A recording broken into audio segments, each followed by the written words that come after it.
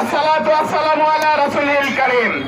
উপস্থিত জুলাই বিপ্লবের আমাদের সঙ্গীরা, আসসালামু আলাইকুম ওয়া রাহমাতুল্লাহ। প্রিয় উপস্থিতি, আমাদের বক্তব্য স্পষ্ট, আর কোন সুশীলতাকে আমরা মেনে নেব না। কোন সুশীলতার নামে দল মতের বিভিন্ন ভাবে যারা আওয়ামী লীগকে বিগত 1.5 বছর ধরে নরমালাইজ করার চেষ্টা করেছেন, তাদের বিচার আমরা করব। আমরা স্পষ্ট বলে দিতে চাই, এই রংপুর তথা সারা বাংলাদেশে যারা বিগত ফ্যাসিবাদী আমলের দোষর ছিল, তাদেরকেও মেনে নেওয়া হবে না।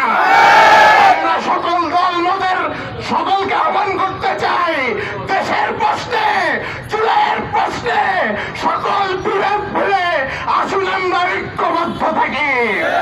প্রিয় উপস্থিতি, আমরা এখান থেকে দোয়া করতে চাই, হে আরশের মালিক, আমাদের হাদি ভাইকে তুমি শহীদ হিসাবে কবুল করো। আমরা একটা দাবি জানাতে চাই, আমাদের প্রতিবেশী রাষ্ট্র যাদেরকে আমরা প্রভু হিসেবে দেখতে চাই না, তাদেরকে আমরা বন্ধু হিসেবে দেখতে চাই, দয়া করে কেউ প্রভুত্ব ফলানোর চেষ্টা করবেন না।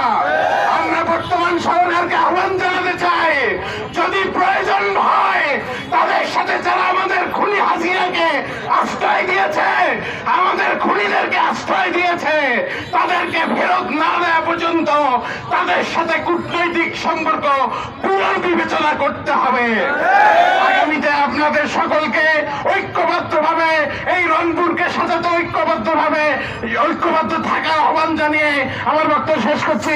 আসসালামু আলাইকুম।